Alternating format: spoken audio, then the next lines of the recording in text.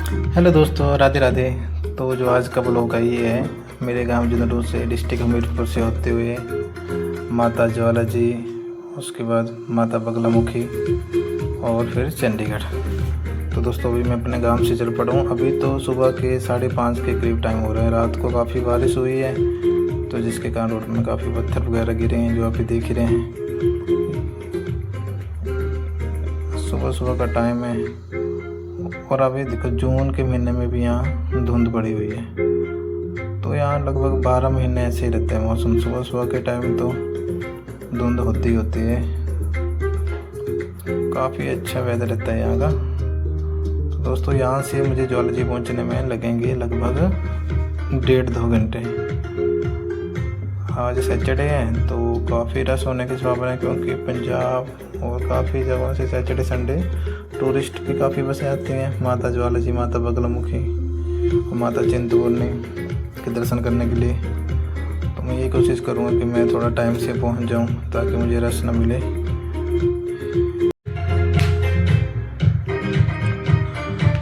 View check करो आप, ये है विलेज की लाइफ, जहाँ बार बार जाने का मन करता है।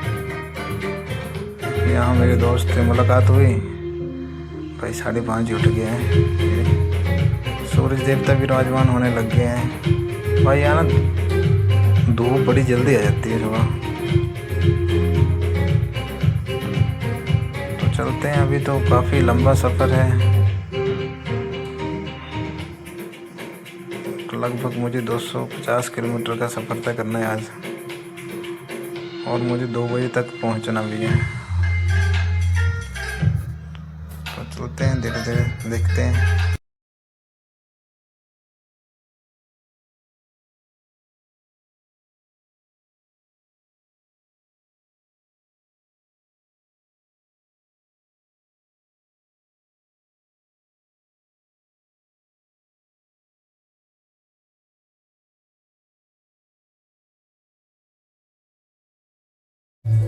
अभी मैं पहुंच चुका हूं सुजानपुर के पास। यहाँ से पहले मुझे आएगा नदौन शहर, उसके बाद आएगा माता ज्वाला जी। तो अभी लगभग मुझे यहाँ से 50 किलोमीटर और जाना है।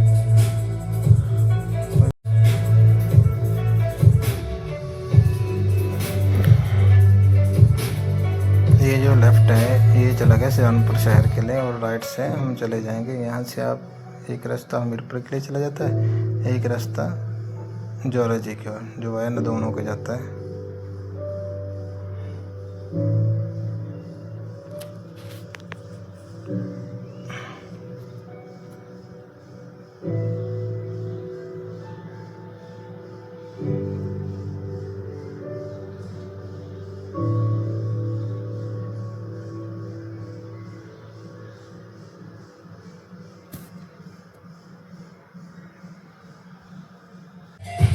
सफ़र काफ़ी लंबा था तो मैंने आपको थोड़ा सा दिखाया। तो अब मैं पहुंच चुका हूं माता ज्वाला जी। अभी का जो टाइम है सुबह के 7:30 के करीब हो चुके हैं। अब ये देखो सामने, ये गाड़ी जाना यहाँ अलाउ नहीं है, पर प्रशासन की लापरवाही देखें या क्या है, ये तो यही जाने हिमाचल वाले। पर ये ठीक नहीं है, क्योंकि गाड़ियाँ ऊपर जाने से जो श्रद्धालु आए होते हैं उनको काफ़ी परेशानी आती है। बाकी क्या कह सकते हैं, सबका अपना अपना राज है यहाँ। ये माता ज्वाला जी की मार्केट है। बस स्टैंड से लगभग 200 मीटर ऊपर जाना पड़ता है पैदल। ये मार्केट बस स्टैंड से शुरू हो जाती है। मान लो कि जो माता ज्वाला जी की एंट्रेंस है वो बस स्टैंड से ही शुरू हो जाती है, ऊपर सीधा। काफ़ी रश है सुबह सुबह भी। मेरे हिसाब से 8, 8:30 तो यहाँ बहुत ज़्यादा रश हो जाएगा। हम देखते हैं ऊपर दरबार में कितना रश है, क्योंकि आजकल क्या है, मेन गेट से जो पहले क्या था यहाँ से सीधा एंट्री जाती थी, सीधा भवन में एंट्री जाती थी। और आजकल इन्होंने ना जाने के लिए बाईपास कर दिया। तो यहाँ से जो पुलिस वाले ये लोकल के लिए जाना देते हैं, बाकी अदर टूरिस्ट के बाईपास होके बहुत लंबी लाइन है, उसमें जाना पड़ता है। हम देखते हैं कैसे एंट्री मिलती है, क्योंकि मेरे आगे जो जा रहे हैं ये लोकल हैं। मैं भी कोशिश करूँगा इन्हीं के साथ दर्शन कर लूँ, क्योंकि अगर मुझे दूसरी लाइन से जाना पड़ा तब तो मुझे बहुत टाइम लगेगा। तो हम देखते हैं माता रानी की क्या कृपा है, अगर ये जाने देंगे तो मुझे यहीं से एंट्री मिल जाएगी। तो मुझे यहीं से एंट्री मिल गई। जय माता की। मुझे तो ऐसा लगता है कि जब माता बुलाए लेती है तो सारे दरवाजे अपने आप खोल जाते हैं, क्योंकि नहीं तो मैं आपको दिखाऊंगा ऊपर जाए कितनी लंबी लाइन है। मेरी प्रॉब्लम ये थी कि मुझे जल्दी जाना था, क्योंकि मुझे ड्यूटी थी 2 बजे, तो इसलिए मुझे थोड़ा जल्दी थी। करो माता ज्वाला जी के दर्शन। ये जो सामने मंदिर है इसमें सत्संग वगैरह चलते रहते हैं, और मेन भवन इस साइड है। भाई बहुत रश है, तो मुझे शॉर्टकट से एंट्री मिल गई है। क्या आपने कभी ऐसे मंदिर के बारे में सुना है जहां न घी न तेल न बाती, फिर भी सदियों से अखंड ज्वालाएं जल रही हैं, जहां न आग है न धुआं, फिर भी हजारों सालों से पानी उबलता रहता है? यह कोई चमत्कार है या कोई प्राकृतिक रहस्य? आज हम जानेंगे हिमाचल प्रदेश के कांगड़ा जिले में स्थित ज्वाला देवी मंदिर के इस अद्भुत रहस्य को, जहां कोई प्रतिमा नहीं, कोई आकार नहीं, फिर भी यह स्थान आस्था और रहस्य का केंद्र बना हुआ है, और जहां माता के चमत्कार के आगे मुगल बादशाह अकबर को भी अपना शीश झुकाना पड़ा था। जी हां दोस्तों, आपने बिल्कुल सही सुना। साथ ही इन अनसुलझे रहस्यों और चमत्कारों ने वैज्ञानिकों को भी हैरान करके रखा हुआ है। आइए जानते हैं इस मंदिर के अनसुलझे रहस्य, इतिहास और चमत्कारिक घटनाओं के बारे में। नमस्कार दोस्तों, हिमाचल प्रदेश के जिला कांगड़ा से 30 किलोमीटर दूर मां ज्वाला देवी का प्रसिद्ध मंदिर स्थित है, जिसे जोता वाली माता का मंदिर भी कहा जाता है। इस मंदिर से एक रोचक पौराणिक कथा जुड़ी हुई है, जिसके अनुसार जब भगवान शिव अपनी प्रिया सती के शव को लेकर तांडव कर रहे थे, तब भगवान विष्णु ने सुदर्शन चक्र से माता सती के शरीर को कई टुकड़ों में बांट दिया। जहां जहां माता सती के अंग गिरे, वे स्थान माता के शक्तिपीठ के रूप में प्रसिद्ध हो गए। इस स्थान पर माता सती की जीभ गिरी थी, जिससे यहाँ एक चमत्कारी अग्नि की ज्वाला प्रकट हुई, जो देवी के क्रोध और शक्ति का जीवंत प्रमाण मानी जाती है, जिसे ना कोई बुझा पाया है, ना कोई इसके रहस्य को समझ पाया है। मुगलों और अंग्रेजों ने इसे बुझाने के लिए हर कोशिश की, लेकिन सब नाकाम रहे। सोचिए वो कैसी शक्ति होगी जो बिना किसी सहारे के जलती रहे। दोस्तों, ये अखंड ज्योतियां न केवल आस्था का प्रतीक हैं, बल्कि एक ऐसे अद्भुत घटनाक्रम की भी गवाह है, जिसने मुगल बादशाह अकबर को भी चकित कर दिया था। आइए जानते हैं कि कैसे माता के चमत्कार के आगे मुगल बादशाह अकबर को भी अपना शीश झुकाना पड़ा था। ध्यानु भगत, जो मां ज्वाला देवी के परम भक्त थे, अपने हजारों भक्तों के साथ ज्वाला देवी मंदिर के दर्शन के लिए जा रहे थे। जब उनकी यात्रा दिल्ली के चांदनी चौक से होकर गुजर रही थी, तभी अकबर के सिपाहियों ने उन्हें रोक लिया और अकबर के दरबार में ले गए। अकबर ने ध्यानु भगत से पूछा, तुम इतने लोगों को कहां ले जा रहे हो? ध्यानु भगत ने विनम्रता से जवाब दिया, हम मां ज्वाला देवी के दर्शन के लिए जा रहे हैं। ये सभी उनके भक्त हैं। अकबर ने जिज्ञासु होकर पूछा, ज्वाला देवी कौन है और उनके दर्शन से क्या होता है? ध्यानु भगत ने समझाया, मां ज्वाला देवी सृष्टि की रचनाकार हैं। उनके मंदिर में बिना तेल के लगातार जलती हुई ज्वालाएं होती हैं। हम हर साल उनके दर्शन के लिए आते हैं। अकबर को उनकी बात पर विश्वास नहीं हुआ और उसने चुनौती दी, अगर तुम्हारी देवी इतनी शक्तिशाली हैं, तो हमें कोई चमत्कार दिखाओ। हम तुम्हारे घोड़े का सिर काट देंगे, और अगर तुम्हारी देवी उसे वापस जीवित कर दें, तो हम मान लेंगे कि देवी की शक्ति सचमुच अद्भुत है। अकबर के आदेश पर ध्यानु भगत के घोड़े का सिर काट दिया गया। ध्यानु भगत ने पूरे विश्वास के साथ प्रार्थना की और मंदिर पहुंचकर रात भर पूजा की।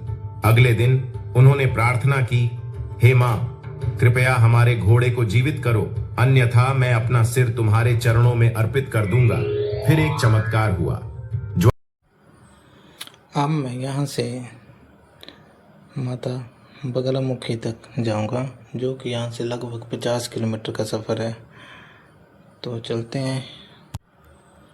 दर्शन काफ़ी अच्छे से हो गए मुझे यहाँ पे, जो आपने देख लिया। मुझे जल्दी से जल्दी माता बगलामुखी पहुँचना है। काफ़ी ट्रैफिक हो गया रास्ते में।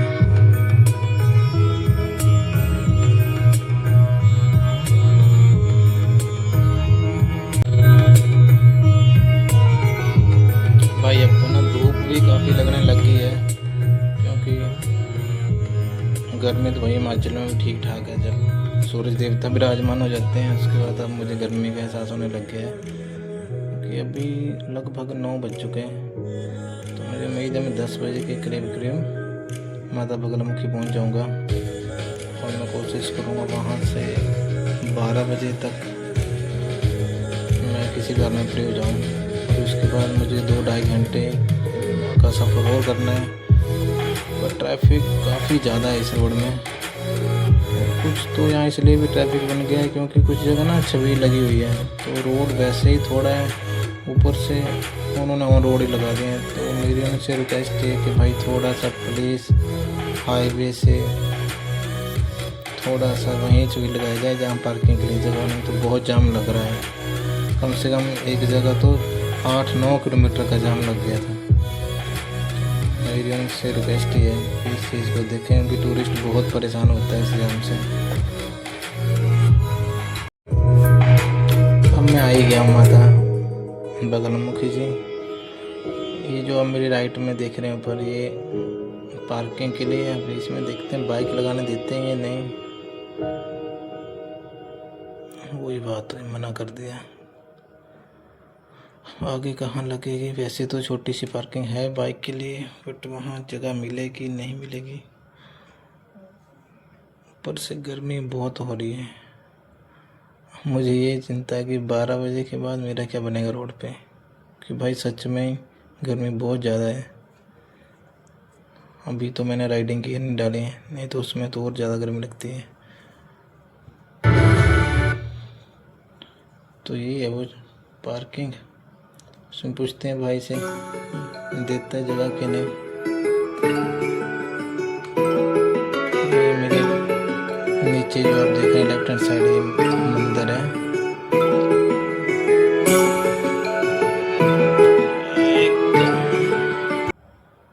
क्या आप जानते हैं हिमाचल प्रदेश में एक ऐसा मंदिर है जहां मिर्च से हवन होता है और आहुति भी उल्टे हाथ से दी जाती है।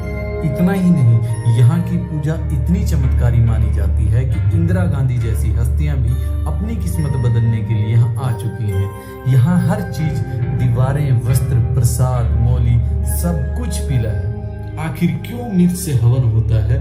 उल्टे हाथ से आहुति देने का क्या रहस्य है? और इस मंदिर में की हुई पूजा कभी विफल क्यों नहीं होती? हर सवाल का जवाब मिल जाएगा। वीडियो में बने रहिए। जो 10 महाविद्याओं में से 8वीं देवी है। जैसा कि आप देख सकते हैं, चारों तरफ सब कुछ पीला पीला नजर आ रहा है, क्योंकि माँ बगलामुखी को पीला रंग बहुत ही प्रिय है, और इसका कारण जुड़ा है उनकी उत्पत्ति के साथ। ऐसा कहा जाता है कि माँ बगलामुखी गुजरात के सौराष्ट्र क्षेत्र के हरिद्रा सरोवर से प्रकट हुई थी, और उस समय उस सरोवर का जल हल्दी के रंग जैसा पीला था। इसी वजह से भक्त उन्हें पीताम्बरा या पीताम्बरी देवी के नाम से भी पूजते हैं। माता बगलामुखी की उत्पत्ति की कथा के अनुसार एक बार एक राक्षस ने ब्रह्मा जी के वेदों को चुरा लिया, जिसकी वजह से पूरी सृष्टि संकट में आ गई थी। तब ब्रह्मा जी ने माता बगलामुखी की आराधना की, जिससे प्रसन्न होकर माता बगलामुखी ने बगुले का रूप लेकर उस राक्षस का वध किया और ब्रह्मा जी को उनके वेद वापस लौटाए। इसी वजह से ही उन्हें बगलामुखी कहा जाने लगा, बगुले का रूप धारण करने वाली माँ बगलामुखी। इस मंदिर की स्थापना के बारे में कहा जाता है कि महाभारत काल में पांडवों ने अपने अज्ञातवास के दौरान एक ही रात में इस पूरे मंदिर का निर्माण किया था, और अर्जुन और भीम ने यहाँ विशेष पूजा कर महाभारत युद्ध में विजय की प्राप्ति के लिए माता से आशीर्वाद प्राप्त किया था। कुछ मान्यताओं के अनुसार ऐसा कहा जाता है कि लंकापति रावण देवी बगलामुखी का उपासक था, क्योंकि मां बगलामुखी रावण की कुल देवी थी और रावण अपनी शक्ति बढ़ाने के लिए हर युद्ध से पहले इनकी पूजा किया करता था। जब प्रभु श्री राम को यह बात पता चली तो उन्होंने लंका विजय के समय मां बगलामुखी की आराधना की और लंका पर विजय प्राप्त की थी। चलिए बात कर लेते हैं लाल मिर्च के हवन की और उल्टे हाथ से दी जाने वाली आहुति के बारे में। दोस्तों 10 महाविद्याओं में से एक होने की वजह से यह मंदिर तंत्र मंत्र साधना